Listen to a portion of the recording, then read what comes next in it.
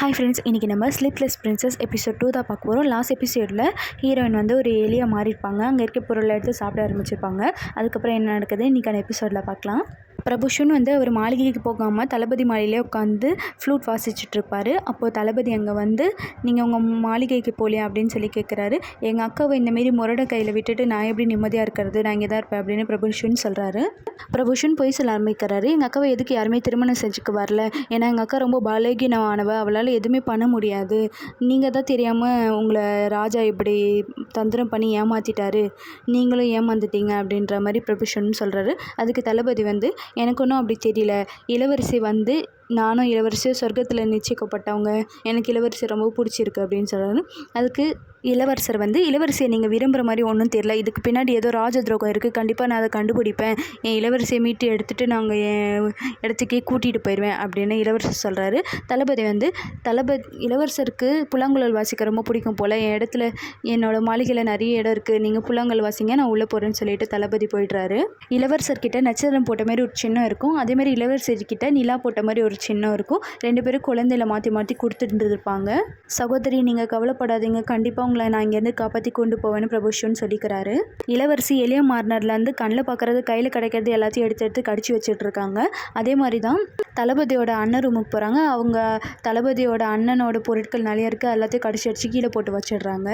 அப்புறம் தூக்கம் வர மாதிரி இருக்குன்னு சொல்லி அந்த பெட்டிக்குள்ளேயே போய் படுத்து அந்த பெட்டியை முடி தூங்க ஆரம்பிச்சிடுறாங்க.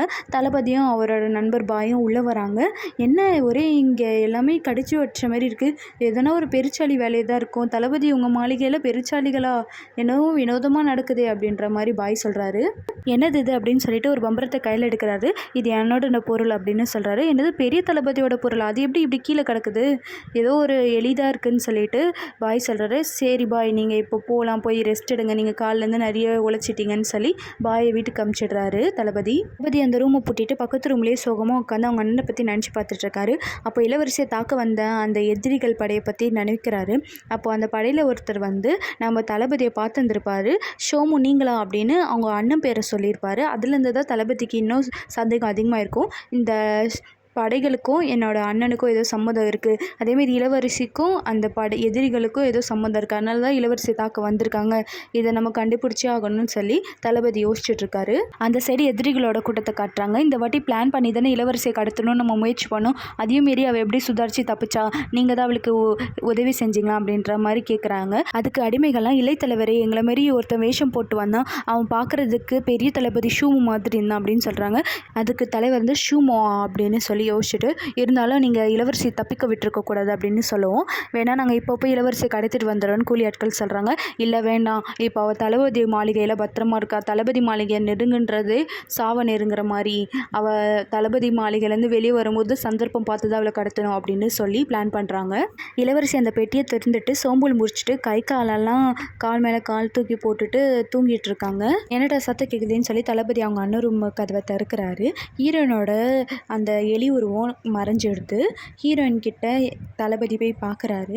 இளவரசி அழகாக அந்த பெட்டிக்குள்ளே தூங்கிட்டு இருக்காங்க. இளவரசி எழுப்பலான்னு சொல்லிட்டு தளபதி இளவரசி கன்னத்தை தட்டுவார். அப்போ இளவரசி கையை பிடிச்சி கடிச்சு வச்சுருவாங்க. தளபதி எப்படியோ போராடி விரல் எடுத்துகிட்டு வலி தாங்காமல் அப்படியே பெட்டி பக்கத்துலேயே உட்காந்துருவார். இளவரசி அப்போ தான் சோமல் மூர்ச்சி எழுந்துப்பாங்க. எழுந்த உடனே தளபதியை முறைச்சி பார்த்துட்டு இருக்கிறத பார்த்து பயந்துருவாங்க. அவங்க எளியம்மா இன்னும் அப்படியே தான் இருக்காங்கன்னு நினச்சிட்டு வழியாக அவங்க வாயை தான் மூடுவாங்க. எழுந்து ஓட பார்ப்பாங்க. தளபதி இழுத்து பிடிச்சி வச்சுப்பார். இங்கே என்ன பண்ணிகிட்டு இருந்த, ஏன் இதெல்லாம் உடஞ்சி கிடக்குது அப்படின்ற மாதிரி இளவரசி கிட்ட கேட்பாங்க. அதுக்கு இளவரசி வந்து அவள் எதுவும் இல்லைன்ற மாதிரி மண்டையாட்டுவாங்க.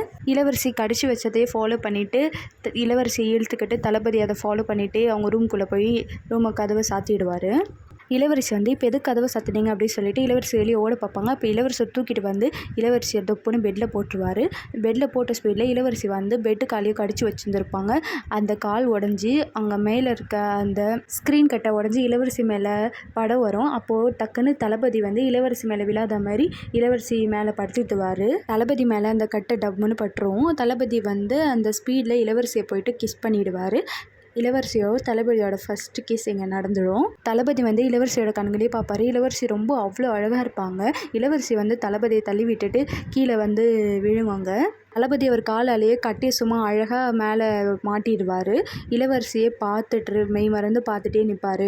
இளவரசி தளபதியை வந்து டே என்னடா என்ன பண்ணன்ற மாதிரி மெய் மறந்து பார்த்துட்டே இருப்பாங்க. அப்போ டக்குன்னு தளபதி வந்து இளவரசியை கழுத்தை பிடிச்சி கீழே உட்கார வச்சு இளவரசியை கட்டி போடுவார். இப்போ சொல்லு, நேற்று அந்த அறைக்குள்ளே ஒளிஞ்சது எதெல்லாம் ஒட்டு கேட்ட அப்படின்னு தளபதி கேட்பார். இளவரசி, என்னது நான் ஒட்டி கேட்டேன்னா, நான் என் மாளிகையில் சந்தோஷமாக இருந்தேன். இப்போ பார்த்தா முன்ன பின்ன தெரியாத உன்னை எனக்கு தலையில் கட்டி வச்சுருக்காங்க. நீ என்னென்னா என்னை கட்டி போட்டு கொடுமை வேற படுத்துற அப்படின்ற மாதிரி இளவரசி சொல்கிறாங்க. அது தளபதி வந்து, என்ன முன்ன பின்ன தெரியாதா, இதுக்கு முன்னாடி நீ என்னை பார்த்ததில்ல, என்ன மாதிரி உருவம் வச்சு நீ யாருமே பார்த்ததில்லை அப்படின்ற மாதிரி கேட்குறாங்க. அதுக்கு இளவரசி வந்து, எனக்கு உன் பேர் கூட தெரியாது, முதல்ல உன் பேர் என்னன்னு சொல்லு அப்படின்ற மாதிரி கேட்குறாங்க. என்னது தளபதி கிட்ட பேர் என்னன்னு கேட்குறேன், அவ்வளோ தைரியமா உனக்கு அப்படின்ற மாதிரி தளபதி கேட்குறாரு. ஏன் நான் கேட்கக்கூடாது அப்படின்னு இளவரசி தளபதியை தள்ளி விட்டுட்டு, இனிமேல் நான் தான் கேள்வி கேட்பேன், நீங்கள் பதில் சொல்லணும் அப்படின்ற மாதிரி இளவரசி சொல்கிறாங்க. சரி சொல்லுங்கள், காலையில் விடிஞ்சப்போ நான் பார்க்க எப்படி இருந்தேன் அப்படின்ற மாதிரி கேட்குறாங்க. அது தளபதி வந்து, காலையில் இளவரசி காமெடியாக அந்த பெட்டிக்குள்ளே தூங்கிட்டு இருப்பாங்களா, அதை நினச்சி பார்க்குறாரு. உன்னை பார்த்தாலே எனக்கு எரிச்சலாக வருது அப்படின்னு தளபதி சொல்லவும், எனக்கும் அப்படி தான் எரிச்சலாக இருக்குன்னு கூட கூட இளவரசி பேசுகிறாங்க. தளபதி வந்து இளவரசி வாயில் ஒரு துணியை திணிச்சு விட்டுட்டு, இனிமேல் நான் சொல்கிற பேச்சு தான் கேட்கணும், நான் கேட்டால் மட்டும் தான் நீ வாயை திறக்கணும், மண்டியாட்டி தான் எனக்கு பதில் சொல்லணும் அப்படின்ற மாதிரி தளபதி சொல்கிறாரு. சரி சொல்லு, இதுக்கு முன்னாடி என்னை பார்த்தது இல்லை அப்படின்னு கேட்குறாரு. இளவரசி இல்லைன்ற மாதிரி மண்டியாட்டுறாங்க. சரி, நேற்று இந்த வேலையெல்லாம் பார்த்தது யார் இந்த பொருட்கள்லாம் கடிச்சு போடுறது அப்படின்ற மாதிரி கேட்குறேன். இளவரசி வந்து, என் வாயிலேருந்து துணி எடுங்க, வாயிலேருந்து துணி எடுங்கன்ற மாதிரி சைகை காட்டுறாங்க. தளபதி வாயிலேருந்து துணி எடுத்துட்டு, சரி சொல்லு, இதெல்லாம் யார் பண்ணதுன்னு கேட்குறாரு. சரி, நான் உங்ககிட்ட உண்மையை சொல்லிடுறேன்னு சொல்லிட்டு இளவரசி ஒரு கதையை சொல்ல ஆரம்பிக்கிறாங்க. இந்தமாரி நேற்று நான் வந்தப்போ ஒரு பெரிய எலி வந்துச்சு, அது இங்கே இருக்க உணவுகள் விதையெல்லாம் எடுத்து சாப்பிட்டுச்சு. அப்புறமா அந்த எலி எங்கே போச்சுன்னே தெரில, ஆனால் அதை சாப்பிட்ற சத்தம் மட்டும் கேட்டுச்சு. அதுக்கப்புறம் அந்த எலி வந்து அந்த ரூம்குள்ளே போச்சு, நானும் அந்த அறைக்குள்ளே போனேன்.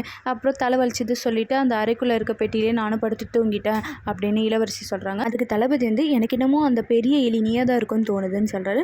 என்னை பார்த்தா எலி மரியா தெரியுது, நான் இந்த நாஞ்சாங்கோட நாட்டோட இளவரசி, என்னை பார்த்து நீங்கள் அப்படிலாம் சொல்லுவீங்க, இதெல்லாம் பார்த்தா நான் கடிச்சு வச்ச மாதிரியே உங்களுக்கு தோணுதுன்னு சொல்கிறாங்க. அதுக்கு தளபதி இளவரசியோட வாயை அழுத்தி பிடிச்சிக்கிட்டு, எனக்கு என்னமோ உனக்கு அவ்வளோ வலிமை இருக்க மாதிரி தெரியல, நீயே பலகீனமாக தான் இருக்க, நீ இது பண்ணியிருக்க வாய்ப்பு இல்லைன்னு சொல்கிறாரு. அதுக்கு இளவரசி வந்து, அது எப்படி நீ என் பல்லு பலகீனமாக இருக்குன்னு சொல்லலாம், முதல்ல உன் வாயை திறந்து காட்டு, உன் பல்லு எப்படி இருக்குன்னு நான் பார்க்கணுன்னு சொல்கிறாங்க. நீ எதுக்கு என் பல்லை பார்க்கணுன்னு ஆசைப்படுற தளபதி கேட்குறாரு. பதிலுக்கு பதில் செய்யணும்ல அப்படின்னு இளவரசி சொல்கிறாங்க.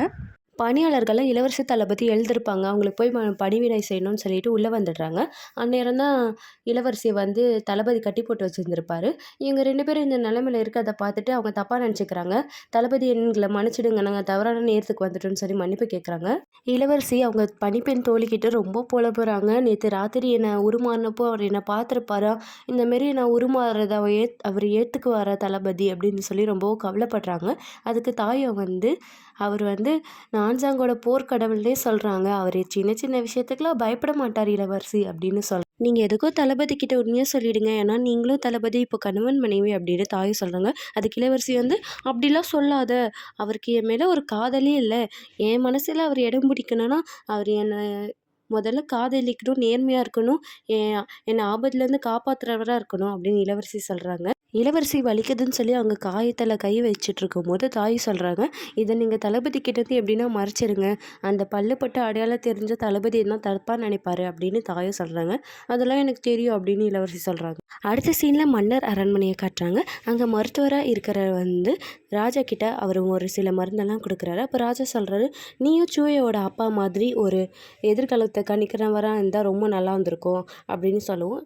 அதுக்கு நான் பெரிய தளபதி அளவுக்குலாம் சிறந்தவர் பயிற்சி பெற்றவன் இல்லை அப்படின்னு சொல்லி அந்த மருத்துவர் சொல்கிறாரு. நெக்ஸ்ட் சீனில் வந்து தளபதி அவங்க அண்ணன் கல்லறையில் உட்காந்து அவருக்காக பிரார்த்தனை பண்ணிட்டுருக்காரு.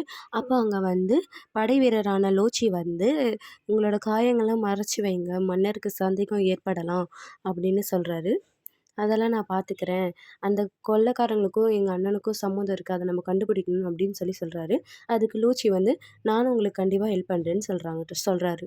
இளவரசர்கிட்ட ஆசிரியர் வந்து, பிறப்புகளில் மாற்றம் தெரியுது, நம்ம இளவரசியை போயிட்டு உடனே பார்க்கணுன்னு சொல்கிறாரு. அது பிரபுஷனும் போகலான்னு சொல்லி போகிறாங்க 2 பேரும். இந்த நியூஸ் வந்து தளபதிக்கு தெரிஞ்சு போயிடுது. தளபதி வந்து பிரபுஷன் வந்து இளவரசியை கூட்டிகிட்டு போகிறாருன்னு சொல்லி நினச்சிக்கிறாரு. இளவரசி இந்த சைடு வந்து எப்படிடா தப்பிச்சு போகிறதுன்னு சொல்லி மேப்பெல்லாம் வச்சு பயங்கரமாக திட்டம் போட்டுட்ருக்காங்க, இங்கேருந்து எப்படி எஸ்கேப் ஆகுறதுன்னு சொல்லி தாயை சொல்கிறாங்க. தளபதி ரொம்ப பயங்கரமான ஆள், மாளிகையை சுற்றி நிறைய காவலாளிகளை போட்டு வச்சுருக்காரு, இவங்களெல்லாம் தாண்டி போகிறதுன்றது ரொம்ப கஷ்டமான விஷயந்தான் அப்படின்னு சொல்லி பேசிகிட்டு இருக்கும்போதே தளபதி உள்ளே வந்துடுறாரு. தாயோவை வெளியே அனுப்பிச்சிடுறாரு.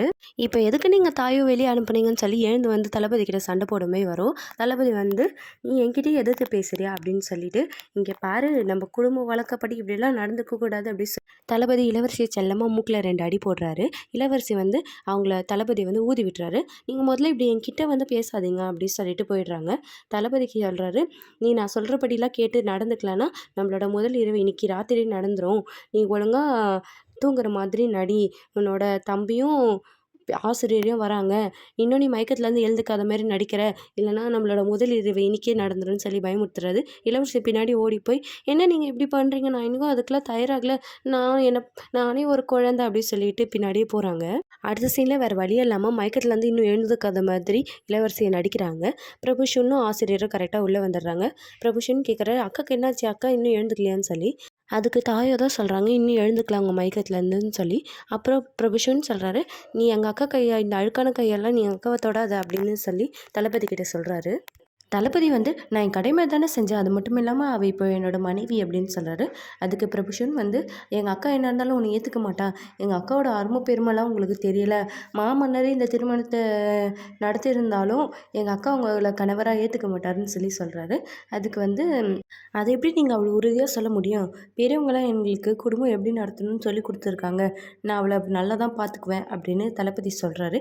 இப்படி அவங்க பேசிகிட்டே இருக்கும்போது இளவரசி வந்து கையால் சைகை காட்டுறாங்க அவங்க தம்பிக்காக, என்னை எப்படின்னா தம்பி என்னை எப்படின்னா கூட்டிகிட்டு போயிடுன்ற மாதிரி. இதை வந்து தளபதி நோட் பண்ணிவிட்டு இளவரசி கையை இறுக்கமாக பிடிச்சிக்கிறாரு. பிரபுஷனுக்கு திருப்பி கோவம் வந்தது, எங்கள் அக்கா கையை நீ இப்படி பிடிச்சிருக்க அப்படின்னு சொல்லிட்டு பிரபுஷனுக்கே ஒரு மாதிரி ஆயிடுது. அவர் வெளியே போயிடுறாரு. பிரபுஷனும் ஆசிரியர் வெளியே போன பிறகு இளவரசி கண் முழிக்கிறாங்க. தளபதி வந்து கொஞ்ச நேரம் கூட நீ சும்மா இருக்க மாட்டியான்னு சொல்லி இளவரசி கையை ரொம்ப இறுக்கமாக பிடிக்கிறாரு. இளவரசி வந்து ஐயோ எனக்கு ரொம்ப வயிற்று வலிக்குதே அப்படி சொல்லிட்டு அவர் கோவப்படக்கூடாதுன்னு சொல்லிட்டு நடிக்கிறாங்க. அப்புறம் தளபதி வெளியே போய்ட்றாரு. தாயை தான் சொல்கிறாங்க, தளபதி வெளியே போயிட்டாங்க, உங்கள் நடிப்பை நிறுத்துங்கன்னு சொல்லி. இளவரசர் ஷுன் வந்து எங்கள் அக்கா அங்கே என்னெல்லாம் கஷ்டப்படுறாளோ, ஷூ குடும்பத்தை நம்ப முடியாது, எங்கள் அக்காவை அவங்க நல்லா பார்த்துக்கிறாங்களான்னு தெரியலை, எங்கள் அக்காவோட பிறப்பு ராசிக்கல் பிரச்சனை பற்றிலாம் எனக்கு மட்டும்தான் தெரியும், எங்கள் அக்காவை நான் மட்டும்தான் நல்லா பார்த்துக்க முடியும், 10 வருஷமாக நாங்கள் திட்டமிடுறோம் இந்த அரண்மனையை விட்டு நாங்கள் 2 பேரும் வெளியே போய் சந்தோஷமாக இருக்கணும்னு சொல்லி.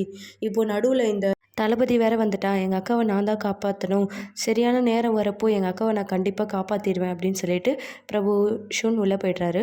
இந்த சரி இளவரசி வந்து தாய்கிட்ட புலம்பிட்டு இருக்காங்க, நட்சத்திரத்துக்கு அறிவியலை இவ்வளோ தூரம் வந்து என்னை கூட்டிகிட்டு போகாமல் விட்டுட்டான் அப்படி சொல்லி புலம்பிட்டு இருக்காங்க.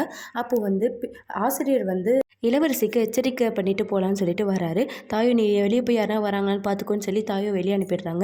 ஆசிரியர் சொல்கிறாரு, இந்த வாட்டி நீ ஒரு எலி மாதிரி உணர்ந்திருப்பி அப்படின்னு சொல்லி கேட்குறாரு. ஆமாம், இந்த வாட்டி நான் எலியாக தான் உருமானேன் அப்படின்னு சொல்கிறாங்க. ஆசிரியர் வந்து இளவரசியோட மண்டையிலே ஒரு தட்டு தட்டுறாரு. நீ 10 முறை இந்த வாய்ப்பை பயன்படுத்திட்ட, இன்னும் 12 முறை தான், இன்னும் 2 முறை தான் இருக்குது, நீ 2 முறை இந்த வாய்ப்பை பயன்படுத்திடக்கூடாது, அதுக்கப்புறம் நீ நிரந்தரமாக எழுந்துக்கவே முடியாது அப்படி சொல்லிட்டு எச்சரிக்கிறாரு. இளவரசி வந்து அந்த பிறப்புகள் ஏன் தான் என் உடம்புக்குள்ளே போச்சோ அதனால தான் என்னால் எதிர்காலத்தெல்லாம் கணிக்க முடியுது, அதுக்கப்புறம் இந்த பிறப்புகள் என் உடம்புல தான் இருக்குதுன்னு தெரிஞ்சால் எங்கள் அப்பா என் மண்டையை கூட உடச்சி பார்த்துருவாரு அப்படின்னு சொல்லி ரொம்ப கவலைப்படுறாங்க. அதுக்கு ஆசிரியர் சொல்கிறாரு, உங்கள் அப்பா பெரிய ஆசிரியர் இந்த பிறப்புகளை வச்சு தான் இந்த எதிர்காலத்தெல்லாம் கணிச்சிட்டு இருந்தார், அவரோட ரத்தம் பந்தோன்றதுனால அவரோட சில திறமைகள் உனக்கு வந்திருக்கலாம், அதனால தான் இந்த பிறப்புகளுக்கும் உனக்கும் சம்மந்தம் இருக்குது, அதெல்லாம் ஒன்றும் பிரச்சனை இல்லை, சரியாயிடும்னு சொல்லி ஆசிரியர் சொல்கிறாரு. சரி நீங்கள் எப்போ தான் என்னை இந்த இடத்துலேருந்து காப்பாற்றி கூட்டிகிட்டு போக போகிறீங்க அப்படின்னு இளவரசி ஆசிரியர்கிட்ட கேட்கவும், அதுக்கு ஆசிரியர் சொல்கிறாரு, உன்னை வெளியே நீயே பார்த்தல, நம்ம மாளிகையில் உன்னை தேடி நிறைய கொள்ளைக்கூட்டம்லாம் தெரியுது, அவங்க உன்னை எப்போ வேணால் பிடிச்சிட்டு போகிறதுக்கு வாய்ப்பு இருக்குது, இப்போதைக்கு நீ தளபதி மாளிகையில் இருக்கிறது தான் உனக்கு பாதுகாப்பு அப்படின்னு ஆசிரியர் சொல்லிட்டு போயிடுறாரு. தளபதி கூட ஒன்றா போர் பயிற்சி, வால் பயிற்சி அப்படின்னு நிறைய பயிற்சி எடுத்துக்கிட்ட நனாவை காட்டுறாங்க. இவங்க வந்து தளபதிக்கு வந்து ஒரு முறை பொண்ணும் சொல்லலாம், இவங்களோட ரிலேஷனும் கூட. நனாக்கு வந்து தளபதி மேலே ரொம்பவும் ஆசை இருக்குது. ஆனால் தளபதி வந்து நனா ஒரு சகோதரியாக தான் பார்க்குறாரு. ஸோ இதோட நம்மளோட செகண்ட் எபிசோட் முடியுது. நெக்ஸ்ட் எபிசோட்ஸ் பார்க்க நம்ம சேனலை சப்ஸ்கிரைப் பண்ணி வச்சுக்கோங்க. ஓகே ஃப்ரெண்ட்ஸ், பாய்.